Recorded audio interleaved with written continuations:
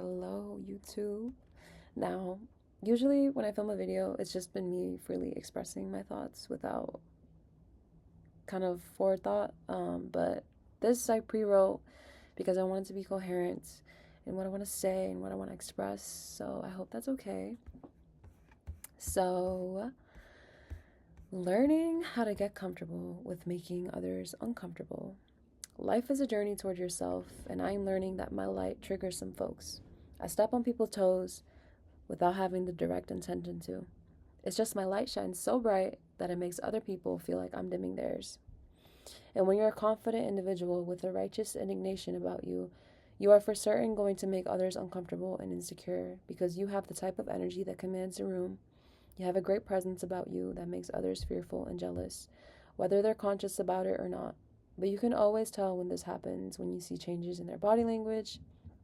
They start to turn inward. Suddenly conversations get quiet when you're around. And it's because some folks are triggered by you. And a lot of the time, that means they don't like you. And you know what I say to that? This little light of mine, I'm gonna let it shine. This little light of mine, I'm gonna let it shine. Yeah. Don't make another's discomfort your priority. Don't dim yourself down just to make others comfortable. And even though it gets very uncomfortable, especially as someone who's neurodivergent, an empath, and is very observant, your ability to read energy and mannerisms is top tier. Push forward regardless, because you're not meant to dim, you're meant to shine. And in being yourself, you teach others what they may not be facing about themselves. You have to serve as a mirror no matter what. Them people ain't on shit. So just be you. You want to dance in public? Do it. You want to hop on YouTube and talk your shit? Do it. You want to start streaming? Do it. Whatever it is, just do it. Who gives a fuck? And anyone who judges you for anything that you do is a fucking loser. And they're most likely not going to get far in life with that mindset. Because when you really dissect the judgment that they're reflecting towards you, you realize it isn't about you.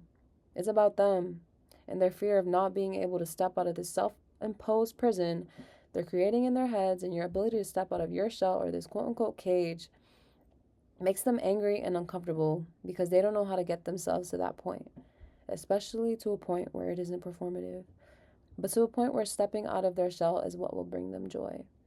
You're teaching them that stepping towards that fear and that discomfort is ultimately what frees you from that cage. So just keep doing you, baby girl. Keep expressing, keep being yourself, keep filling your own cup no matter what that looks like, and don't hold back. Let loose and keep going. Because even if no one can see your vision or can vibe with who you are as an individual, just know that God loves you and you will find your people. And you know, it's pretty ironic how your light will trigger people, because most people who shine the brightest are usually the ones who have learned to accept their shadows and their darkness and have integrated that into who they are becoming as individuals. That takes a radical amount of self-acceptance and courage. And not a lot of people can do that. Facing yourself can be a hard pill to swallow, and not everyone is willing to do that. Not everyone is willing to do that work or take accountability. Instead, they want to glaze over their faults, their darkness, their flaws, and mask it with light and love and this perception of perfection, and you don't live in balance with that mindset. No one is perfect. No one. So stop trying to sell this image of being unflawed, because your flaws are what make you you.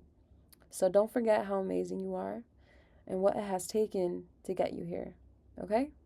Okay. I love you.